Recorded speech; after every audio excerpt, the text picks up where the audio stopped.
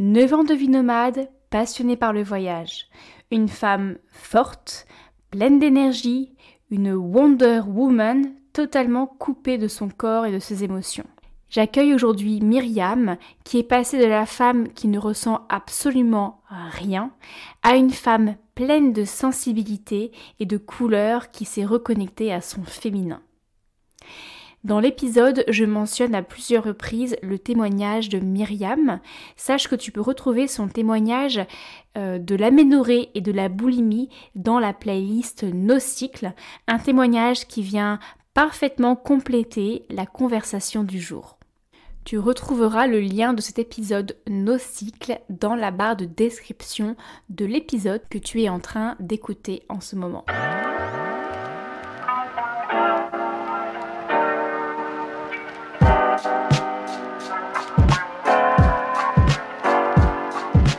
Bonjour ou bonsoir, je te souhaite la bienvenue sur le podcast Éclosion. Je suis Alexandra Portail, naturopathe, utopiste réaliste et fervente défenseuse du cycle féminin.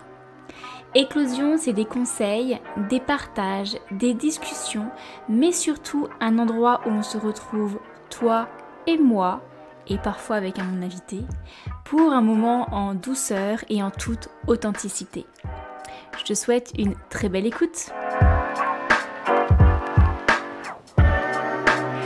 Bonjour Myriam, bienvenue pour la seconde fois sur le podcast Éclosion.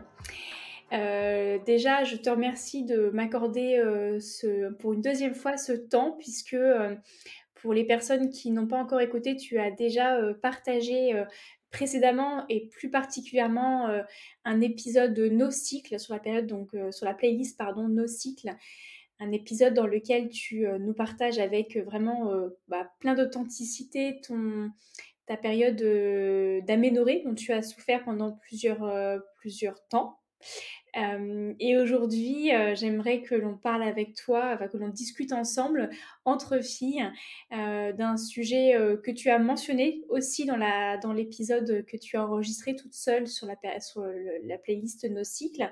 Mais j'aimerais qu'on aille un peu plus loin en profondeur. Mais avant, petite question rituelle du podcast, comme je les aime, est-ce que tu peux nous dire comment tu vas réellement, là, ici et maintenant? Ça, c'est une bonne question. Ça va. Je suis heureuse d'être là. Donc, je suis à Denver, dans le Colorado. Et là, on est avec le projet de s'arrêter pour 1 an.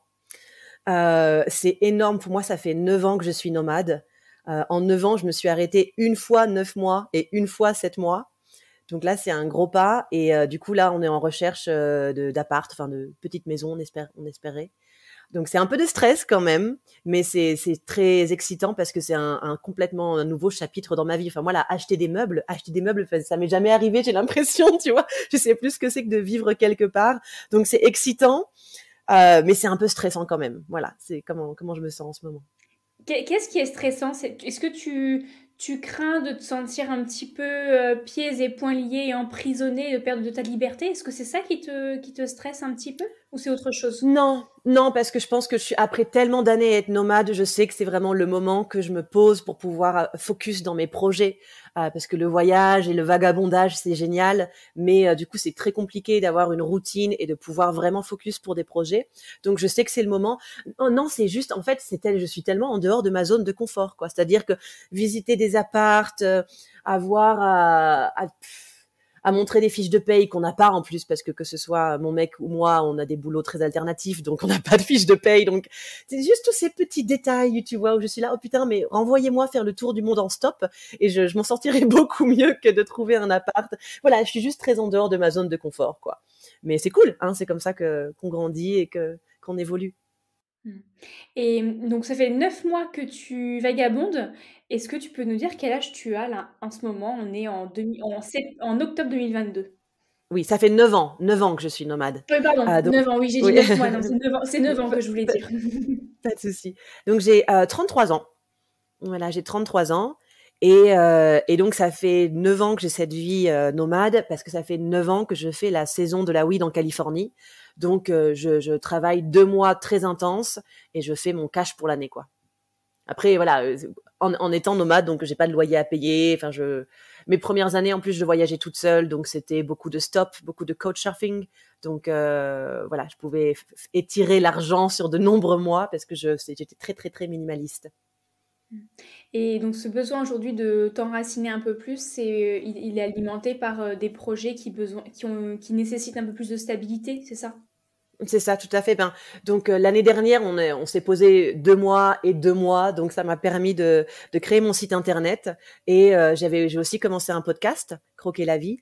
Donc voilà, et donc là, ça fait 3 mois qu'on est de nouveau en grosse vadrouille. On a refait tout le tour des États-Unis, donc impossible de faire quoi que ce soit pendant ces mois-là. Donc ouais, là, je sens à quel point j'ai vraiment envie de concrétiser.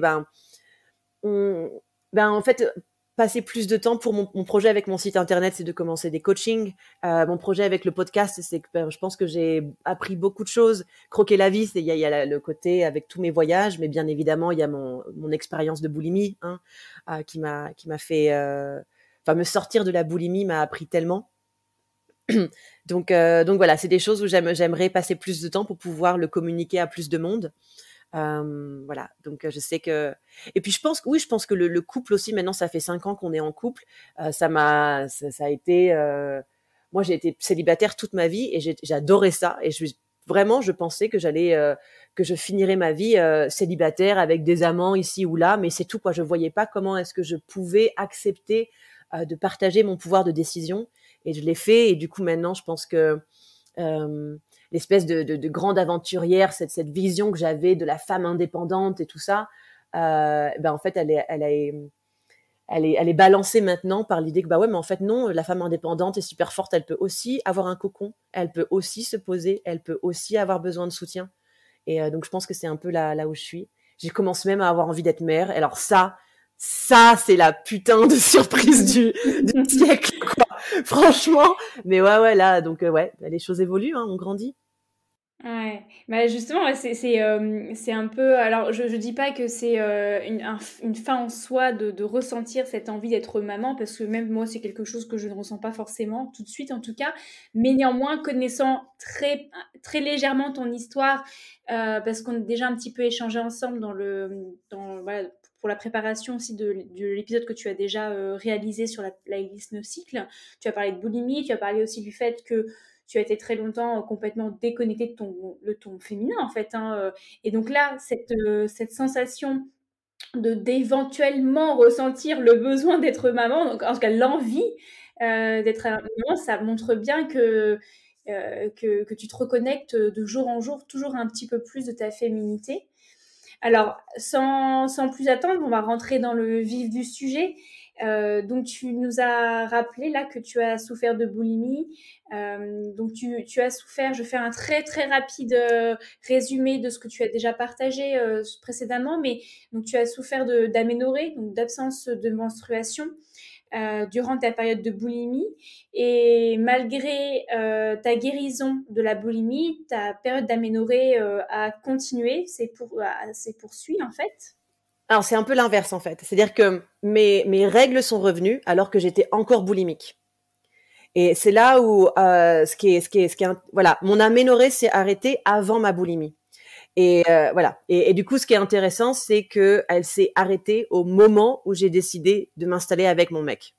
Oui, Voilà. c'est ça. Et moi, j'avais en tête que tu t'installais avec ton conjoint après cette sortie de la boulimie. Non, c'est pas ça, effectivement. Mais en tout cas, le fait que finalement ta période d'aménorrhée a certainement été aggravée, causée, engendrée initialement, on ne sait pas, mais en tout cas aggravée par peut-être la boulimie, mais pas que la cause n'était pas là, puisque effectivement tu as retrouvé tes menstruations alors que tu souffrais encore de troubles du comportement alimentaire.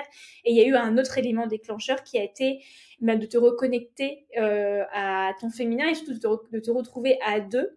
Tu m'as dit une phrase qui est assez poignante, je trouve, et que je vais te laisser te développer un petit peu. C'est tu m'as dit, me mettre en couple, c'était m'autoriser la douceur, déposer les armes, comme je dis souvent, puisque je passais de je ne compte que sur moi-même en mode Wonder Woman, complètement déconnectée de mon corps, de mes émotions, à on avance à deux. avec un réapprentissage du sentir et laisser de la place à mes émotions. Et peut-être effectivement que ça a été d'une grande aide derrière pour la suite. Est-ce que tu peux du coup nous raconter un petit peu ce fameux déclic et cette vie à deux qui a été, j'imagine, un gros chamboulement dans ta vie? Ouais. Non, c'était vraiment pareil. Ça, je m'y attendais pas du tout. Donc quand je m'installe avec mon chéri, ça fait déjà 4 ans que je suis complètement nomade, à voyager constamment. Je passe en Californie, je fais mes sous, je voyage. Donc je suis vraiment en mouvance constante et je vois pas comment est-ce que je pourrais être différemment. Mais même avant de voyager, j'ai toujours été une personne super forte. Voilà, mes amis, on me décrit que je suis quelqu'un de fort, de toujours de bonne humeur, quelqu'un qui a l'énergie pour porter 10 personnes s'il faut. Et c'est vrai que c'est un peu ma personnalité, bien sûr. Mais tu sais, c'est aussi ce danger parfois quand on se définit d'une façon et du coup, on ne sait pas comment être différemment que cette définition qu'on a de nous-mêmes. Et donc moi, j'avais aucune idée de comment être différemment que cette nana qui va toujours bien.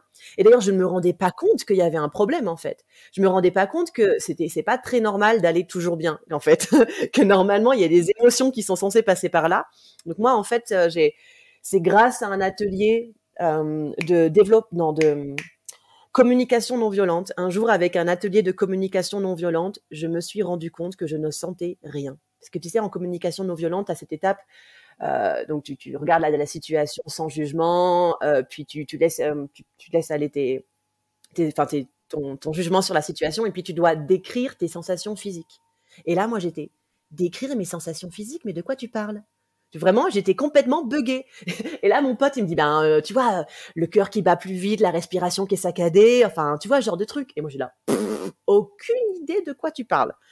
Donc ça a été un premier déclic. Je me suis rendu compte, j'ai fait, ah non, mais il y a un vrai problème, en fait. Il y a un vrai problème. Je suis complètement dissociée de mes émotions. Je ne sens rien dans mon corps. À Donc ce ça, moment-là, c'était tu n'étais pas avec ton conjoint?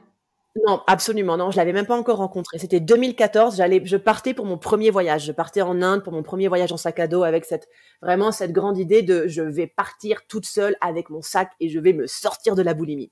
Alors qu'en fait, ça marche pas comme ça. Parce que ce voyage, alors je pense que j'avais besoin de me prouver beaucoup de choses, mais c'était des voyages où j'étais d'autant plus la Wonder Woman, la nana qui part à l'autre bout du monde toute seule. Après, j'ai commencé à voyager en stop et tout. Donc, en fait, c'était génial, mais j'étais d'autant plus dans ce personnage de la Wonder Woman qui a besoin de personne, qui peut tout faire toute seule.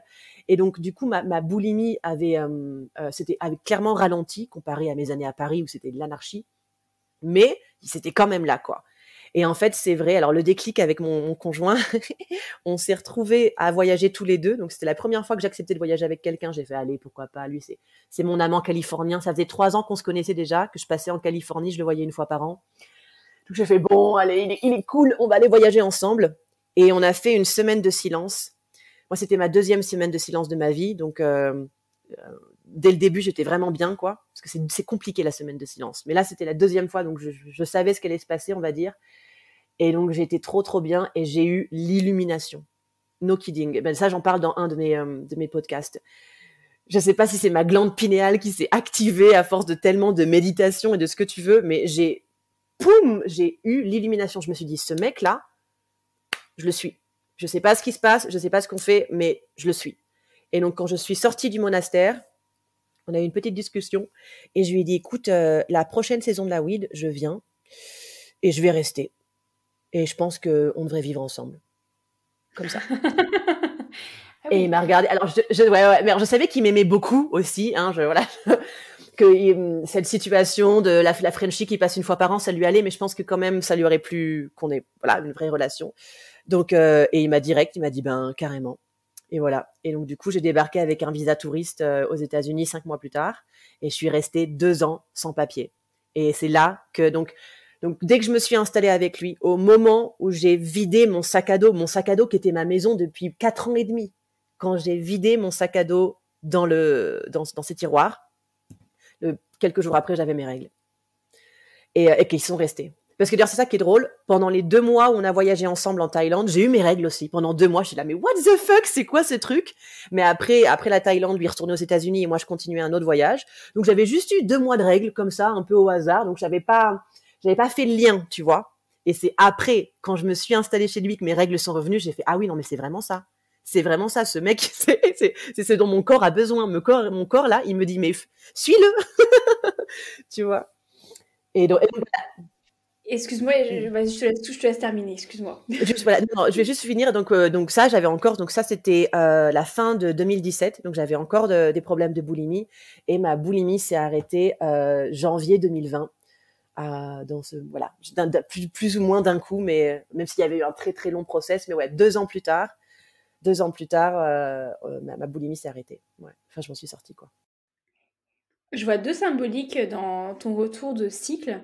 C'est la première, en fait, quand on souffre d'aménorrhée, quand on s'intéresse un peu à la symbolique de l'aménorrhée, c'est l'aménorrhée, c'est ne plus saigner, donc c'est une retenue de flux en fait naturel que l'on retient, que l'on bloque, donc une notion d'hyper-contrôle, coupé de ses émotions, justement maîtrise de soi, maîtrise de son masque, totalement coupé de ses sensations. Et là, c'est comme si cette personne, donc là pour toi, ça a été ce déclic, ça a été de trouver cette personne-là. Pour d'autres femmes, le déclic, il est ailleurs. D'ailleurs, moi, ça fait écho avec un autre déclic que j'ai vécu. Mais cette notion de je libère, je lâche les armes, je me sens en sécurité, donc j'ouvre les portes. Et dans ces portes, c'est un peu les portes de l'utérus et donc le flux qui enfin peut ressortir. C'est la première chose qui me vient en tête. La deuxième chose, c'est que l'aménorrhée aussi, c'est forcément un cycle de manière très naturelle. Il sert à quoi? Il sert pas à rien, il sert à se reproduire en fait.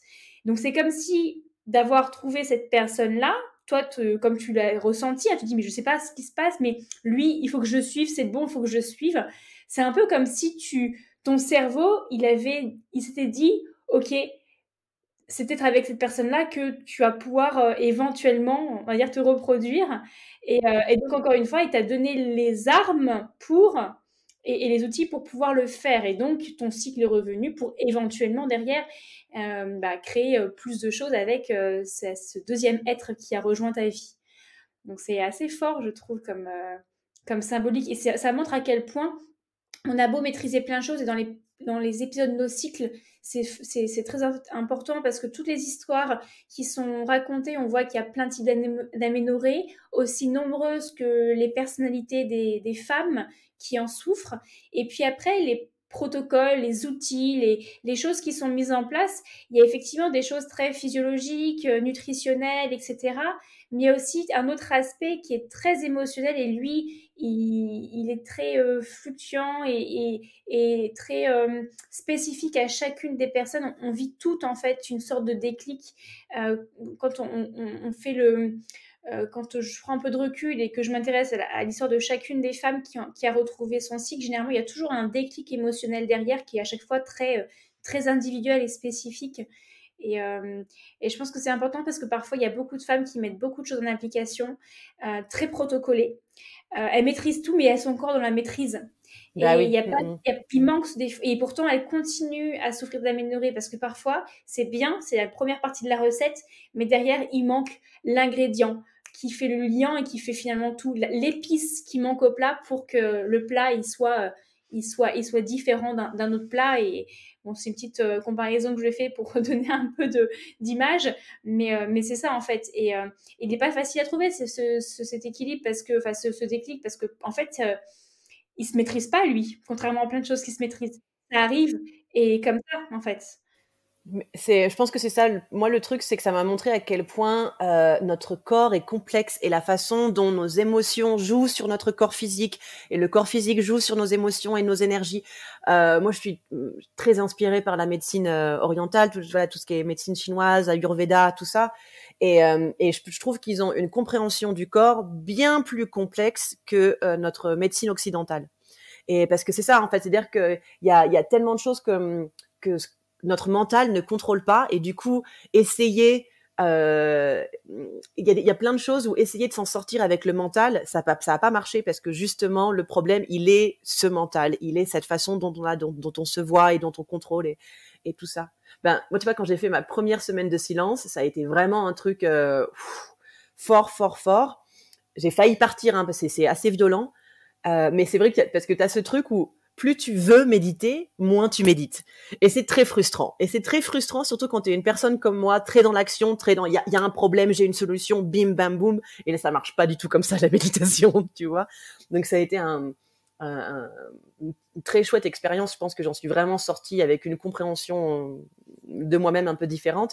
Mais oui, c'est un exemple que je donne souvent. Il y a plein de choses comme ça où plus tu veux le faire, moins ça va fonctionner. La boulimie, par exemple. Alors, moi, je dis souvent, je m'en suis sortie un peu, je sais pas trop comment, même si bien sûr qu'il y a eu tout un long process. Par exemple, ces 2 ans où j'étais avec mon conjoint et où j'avais encore de la boulimie. Déjà, par exemple, on avait mis en place ce truc où quand je faisais une crise, je lui disais, alors je l'ai pas tout le temps fait, hein, on sait comment on est, mais déjà il y avait ce process, tu vois, où j'en parlais de plus en plus, mais quand même, le truc où je m'en suis sortie, le truc où j'ai eu le déclic, j'ai fait ça y est, c'est fini. C'est quand on s'est enfin barré des États-Unis parce que j'en avais marre d'être là-bas sans papier. Donc on a passé la frontière terrestre États-Unis-Mexique et on a traversé tout le Mexique parce qu'après on allait en Europe avec le chien en plus. Donc prendre des bus de 12 heures avec le chien, trouver des hôtels avec un chien, même s'il est petit, c'est la galère. Donc ça a été un mois intense, plein d'amour, super beau parce que quand même on était là, vas-y, on se casse en Europe, on n'a aucun plan, mais on y va, tu vois, mais plein de challenges.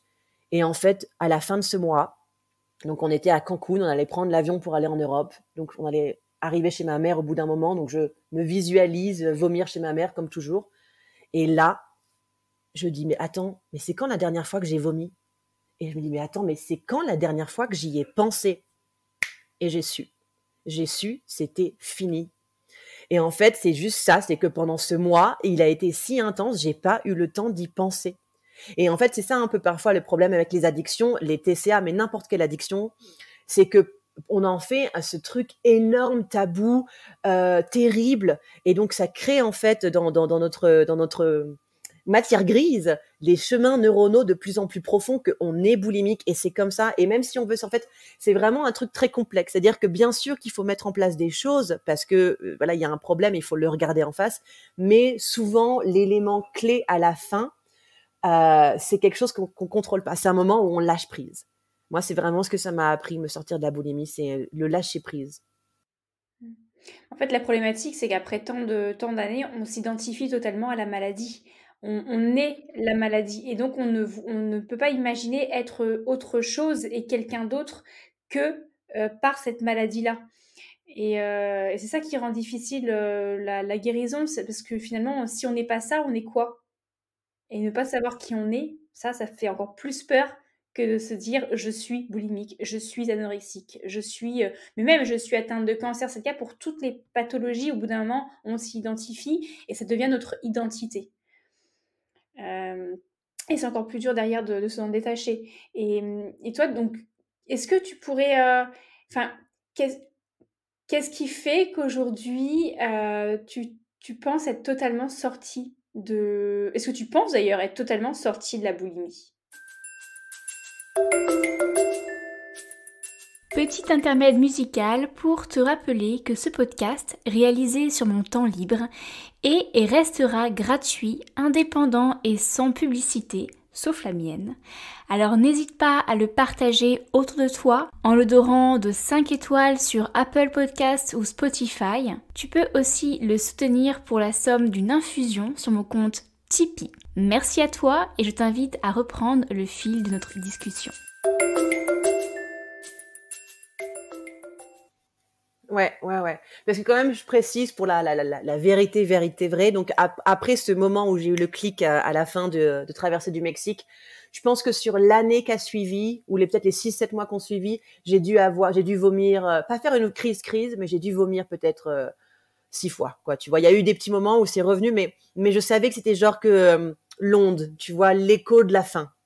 Et mais par contre, du coup, voilà, oui, c'était donc c'était en 2020, donc il y a 2 ans, donc ça fait vraiment plus d'1 an et demi que j'ai pas du tout vomi. Et puis surtout maintenant j'ai une relation saine à la nourriture, mais c'est incroyable.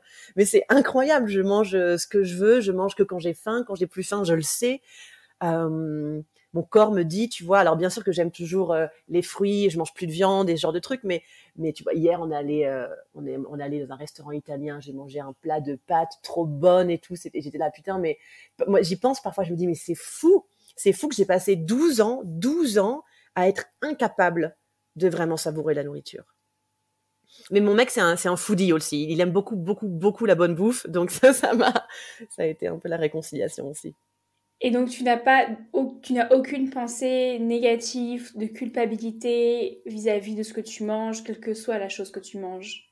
Ouais, quelle que soit la chose que je mange. Et après, avec mon corps, parce que alors, moi, le truc aussi, donc j'ai vraiment un peu le corps standard de la norme. Tu vois, j'ai une nana qu'on dirait bien gaulée. Donc c'est toujours un peu tricky parce que je sais à quel point j'aime bien mon corps quand même. Et je sais qu'à quel point il y a quand même un truc dans ma tête. Donc je suis complètement relax avec ce que je mange. J'ai pas de pensée culpabilisante parce que je pense que mon métabolisme, maintenant je sais de quoi j'ai envie. J'écoute mon corps et mon métabolisme, il est ce qu'il est. Mais ça, c'est encore le dernier point, je pense que j'ai encore un peu à régler.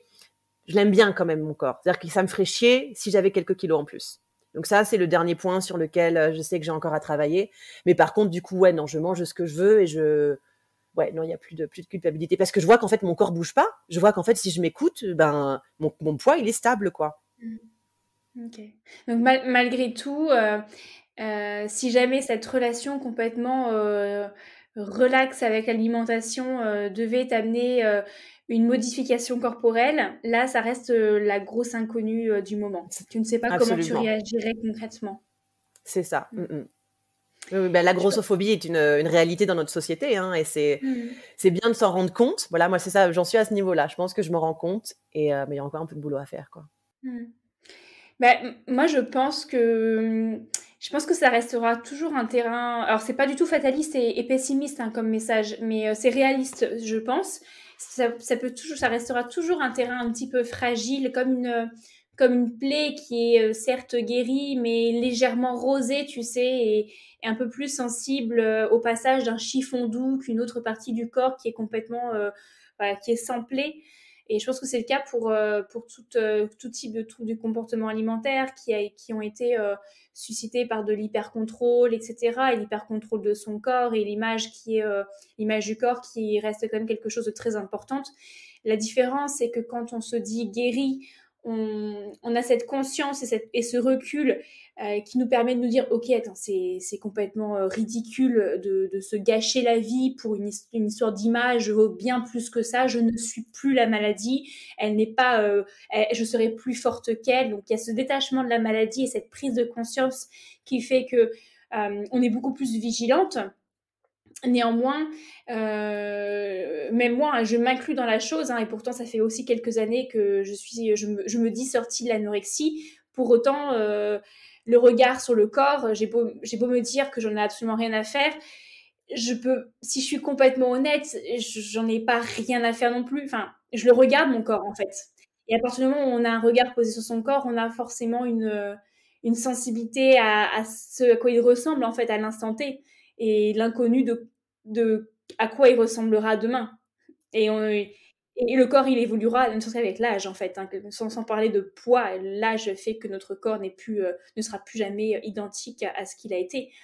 Mais voilà, je pense que c'est un terrain qui restera, à mon avis, en tout cas pour ma part, sensible à tout jamais. Après, c'est une histoire de conscience, de se dire, ok, c'est bon, j'en ai conscience, je suis fragile sur ce point-là. Je suis d'autant plus fragile que j'ai besoin de m'accorder encore un peu plus d'attention et de bienveillance et de me laisser aussi le droit à ressentir des choses qui sont normales en fait. Oui, absolument. Oui, et de pas se culpabiliser. Je pense que c'est ça, et pas forcément se dire « Ah non, si je ressens ça, ça veut dire que je suis retombée dans la maladie. » Non, je pense qu'au contraire, c'est se dire « Si je ressens ça, c'est que j'ai la conscience de le ressentir, j'ai cette prise de recul, donc je ne suis pas dans la maladie.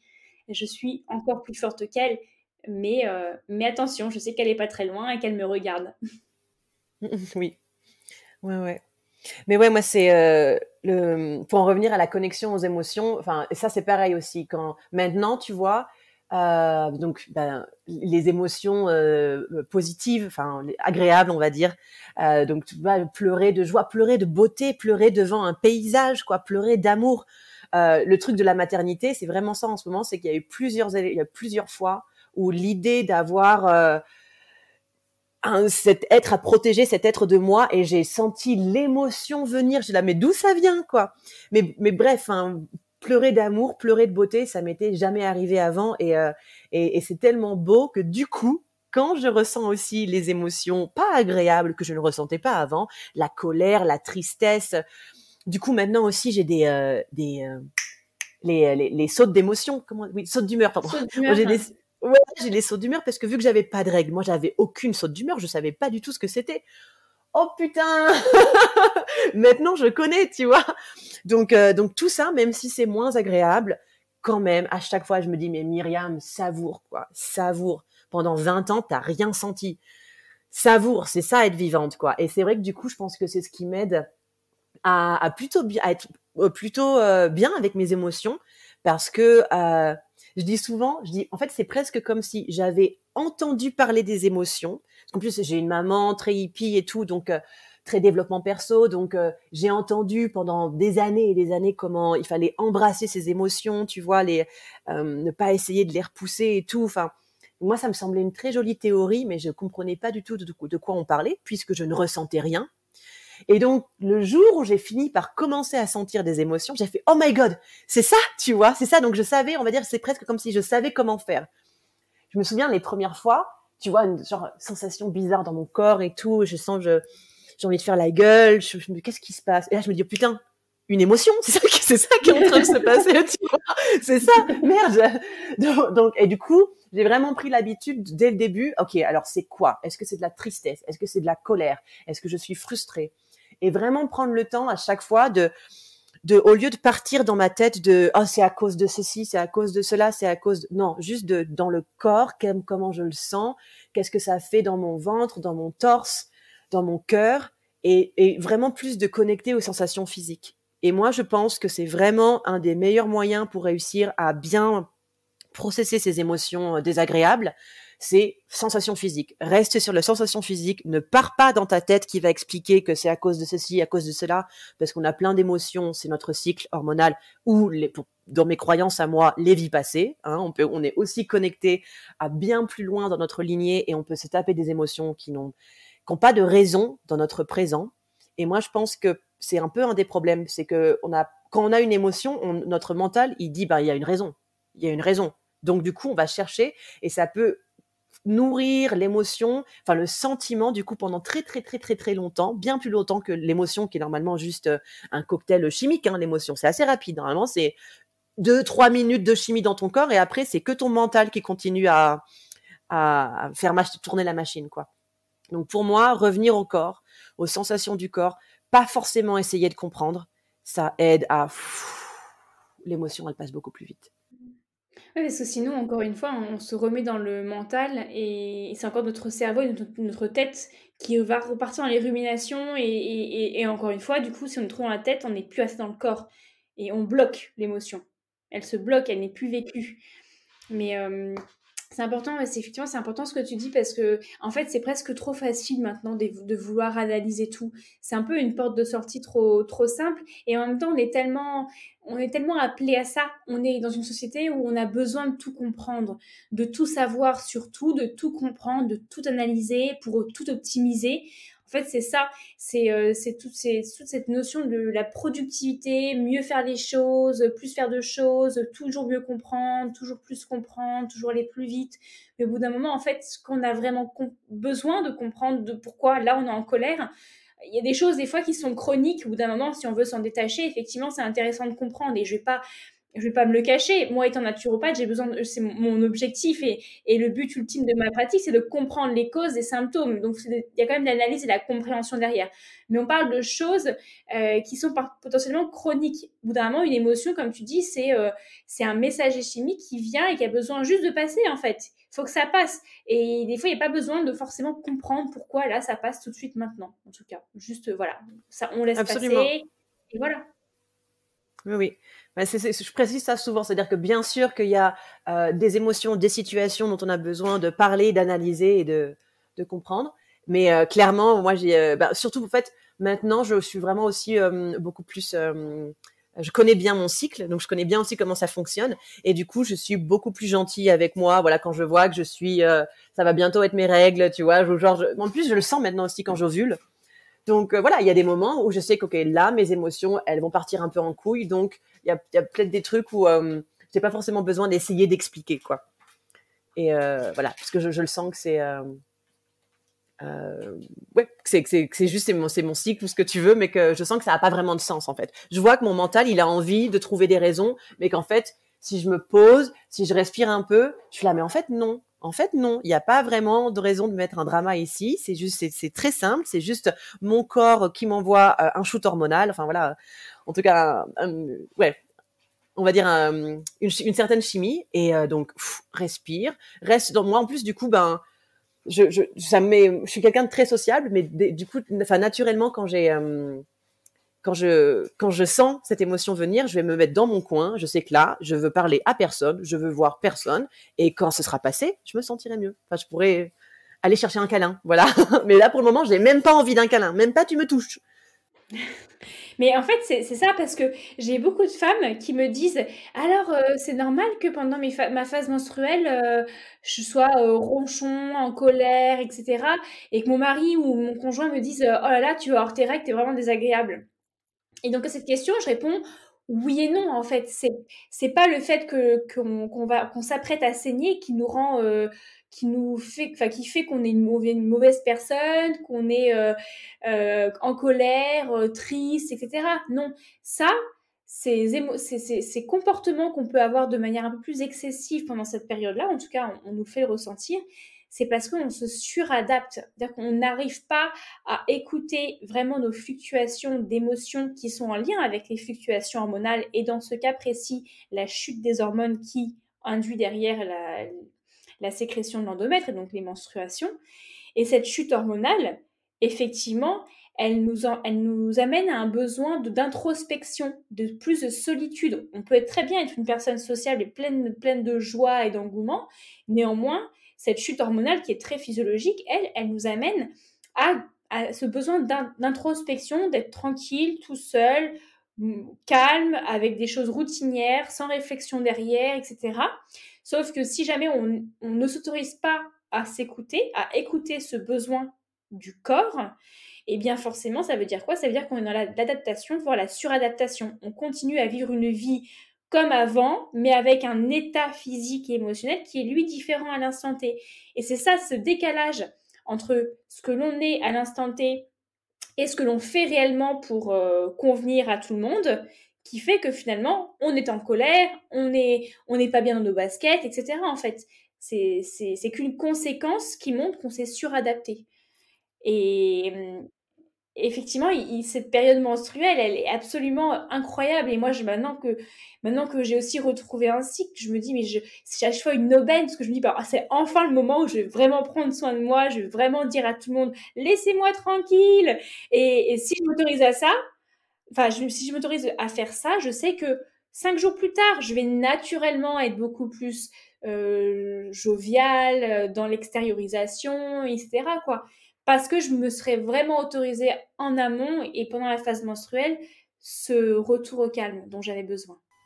Ouais, c'est génial que tu me dises ça. Tu vois, on m'avait jamais expliqué ça comme ça, mais ça fait beaucoup sens. Et je pense que oui, naturellement, c'est vraiment ce que je fais, quoi. Et mon mec, il a compris, il le sait très bien. Et puis, c'est aussi quelqu'un qui est très, très in tune avec ses émotions. Voilà, il sent bien ses émotions. C'est quelqu'un qui pleure facilement. Pas pleurer, mais il va avoir les larmes aux yeux. Vraiment, les larmes aux yeux, tu le vois, quoi. Très, très, très facilement. Plusieurs fois par jour. Que ce soit pour des raisons, pour des émotions désagréables ou des émotions agréables. L'un ou l'autre. Donc moi, ça a été un cadeau de la vie, hein, d'avoir un mec qui est aussi relax et confortable avec le pleur. Et donc du coup, quand j'ai mes règles ou enfin plutôt genre quelques jours avant mes règles, et si j'ai des moments où je pleure, il y a pas de raison, enfin tu vois, où juste je pleure, quoi, il va pas venir me demander pourquoi. Enfin, il va me demander est-ce que tu veux de la présence, est-ce que tu veux que je sois là, est-ce que tu veux un câlin. Mais il sait que si j'ai juste envie de pleurer là, parce qu'on est en vadrouille, donc on est souvent l'un sur l'autre, quand on n'a pas beaucoup d'espace. Il sait que même quand on vivait en van, tu vois, si je veux juste être sur mon siège du van à pleurer dans ma bulle, et lui sur l'autre siège, il peut me laisser ma bulle, quoi. Il sait qu'il n'y a pas de problème. Il n'a pas de problème à me voir pleurer. Je pense que c'est parfois un problème là où c'est compliqué en couple, c'est que les hommes peuvent parfois être très inconfortables avec les émotions et avoir du mal à sentir qu'ils peuvent pas aider leur femme qui est là maintenant alors qu'en fait il faut qu'ils comprennent qu'il y a des moments où juste, voilà, il y a du pleur, où il y a de l'émotion, et que faut laisser le temps. Moi, c'est vraiment ça. Il sent très bien mon énergie. C'est-à-dire que parfois, je vais le voir, tu vois, il vient voir si mon énergie est retombée ou pas. Et quand il le sent, il fait, Do you want a hug? Et là, je fais, oui. Je veux bien un câlin maintenant, c'est bon. Donc, ouais, non, c'est cool. C'est vraiment sympa quand t'es avec un partenaire où, l'un et l'autre, on comprend bien, nos états d'âme, même sans parole, tu vois, et on laisse l'espace pour l'un et pour l'autre.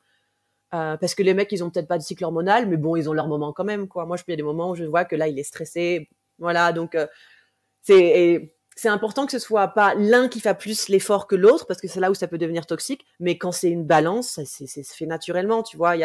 Quand les jours où il est dans le mou, bon ben voilà, je vais faire attention. Et les jours où moi je suis dans le mou, ben il va faire attention. Voilà, et ça se fait. Les hommes sont également traversés par plein de messages chimiques que sont les hormones, hein. C'est juste qu'ils sont un petit peu moins cycliques que nous, puisque nous, on a quand même des cycles qui sont relativement courts. On vit les 4 saisons sur quelques jours à quelques petites semaines. Sauf que les hommes, c'est plus en continu, mais ils sont eux-mêmes traversés par énormément d'hormones. Donc, ils ont aussi cet impact-là sur eux. Donc voilà, faut bien avoir à l'esprit que on fait on fait souvent la comparaison entre le cycle hormonal de la femme, les 4 phases du cycle et les 4 saisons. Et en hiver, on n'empêche pas un arbre de laisser tomber ses feuilles, hein. On le laisse. Donc pareil pour la femme, il faut s'autoriser à vivre chacune de ces phases. Et on sait que c'est cyclique. Donc après, la fin d'une phase correctement vécue fait place à une nouvelle phase, tout simplement. J'ai envie de dire tout simplement entre guillemets. Alors, pour tranquillement terminer notre échange, je sais que tu as beaucoup insisté sur le fait que bah, tu étais une femme complètement coupée de tes émotions, vraiment sans couleur, j'ai envie de dire, à plat, quoi. Et maintenant, tu es une femme pleine de vie, qui vit des sautes d'humeur, pleine d'émotions.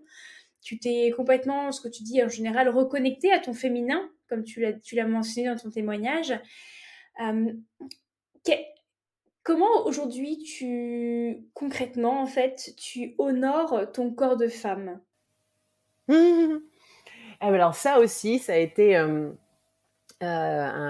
étape, c'est de prendre soin de moi. Parce qu'effectivement, moi, j'avais pareil cette vision hyper sexiste en vrai, de non mais attends, c'est un truc de nana, de prendre soin de soi. Moi, je suis pas comme ça, nanana.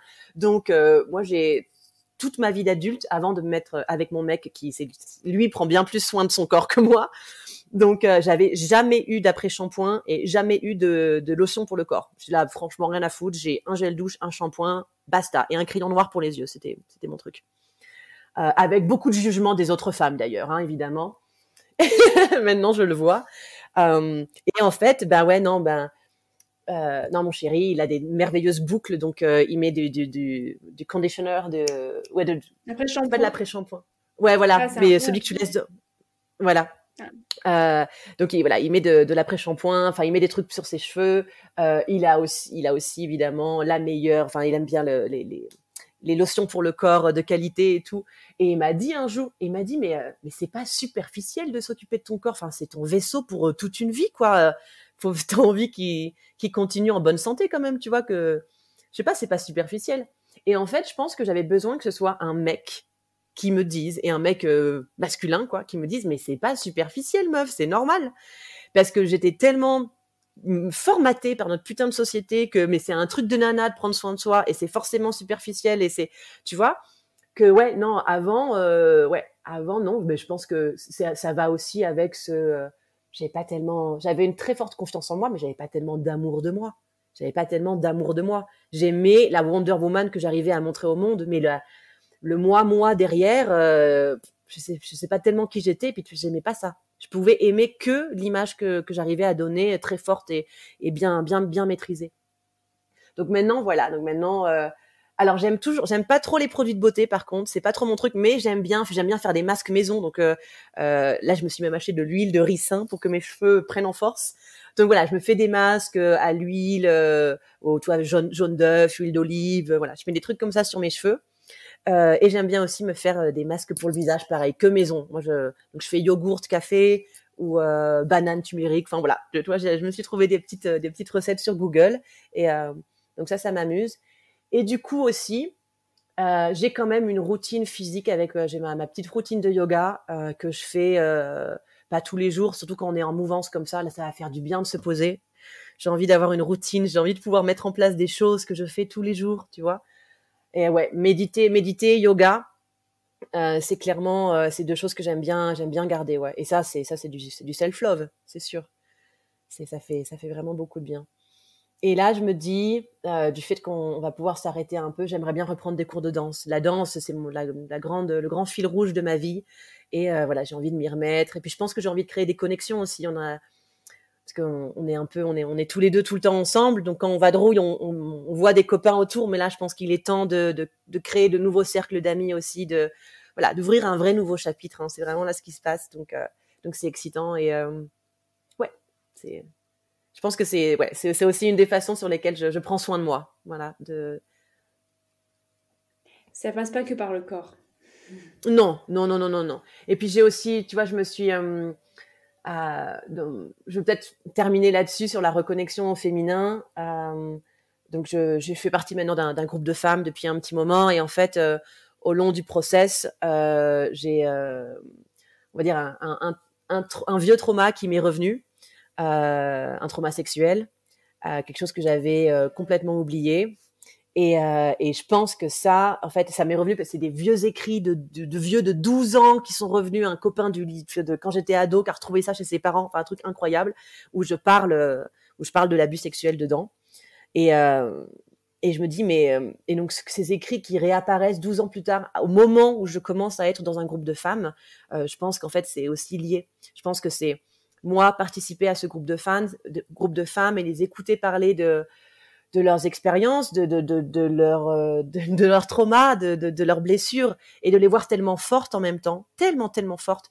Je pense que ça m'a autorisé moi-même, une partie de mon subconscient, à accepter que oui, j'ai été victime d'un abus sexuel. Oui, ça a certainement influencé beaucoup de comportements hyper toxiques. Mais oui, c'est aussi le moment que j'aille regarder ça. C'est aussi ça, je pense que reconnecter à mon féminin, en tout cas dans l'année passée, ça a été ça. Ça a été, OK, il y a quelque chose à aller soigner ici. Et c'est quelque chose que je ne pouvais pas voir avant parce que je pense que j'étais incapable. Je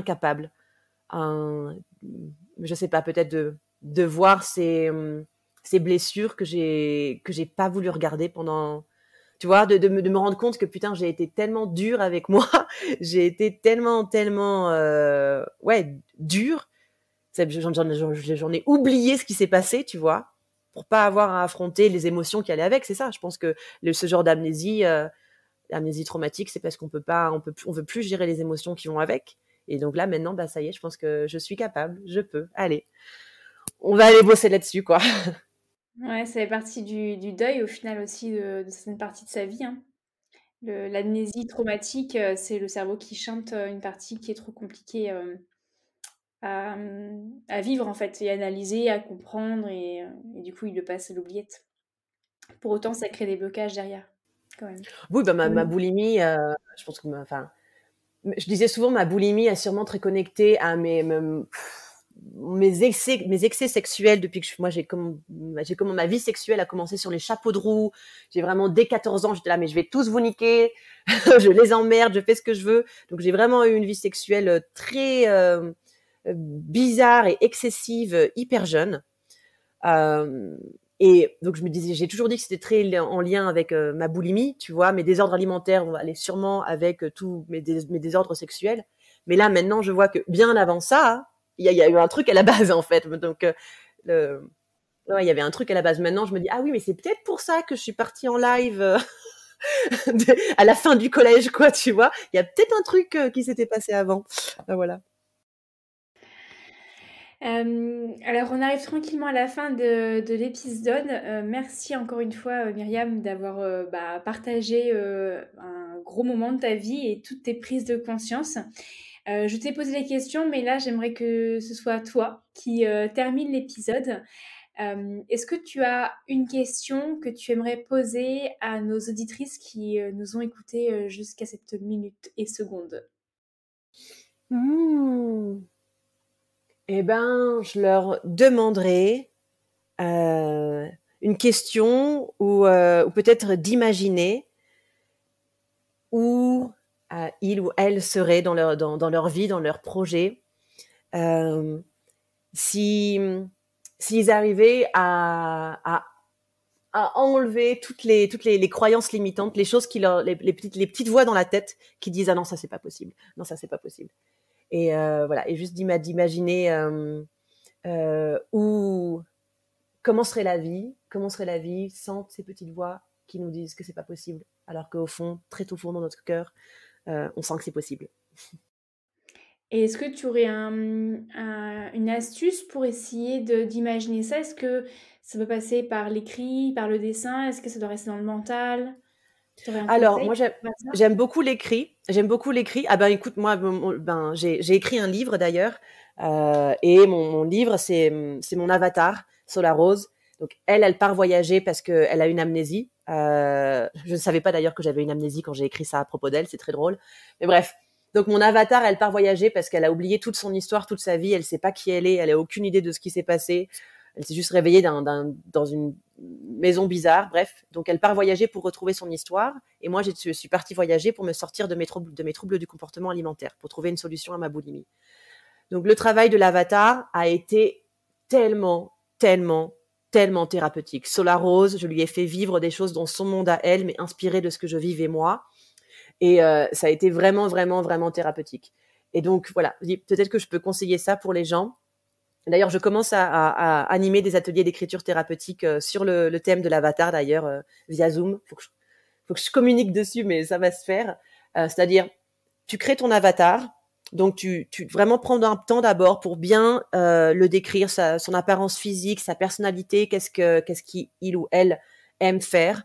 Voilà, est-ce que vraiment imagine bien cet avatar qui est toi quand même, mais dans un autre, tu vois, c'est toi, mais pas vraiment toi, évidemment.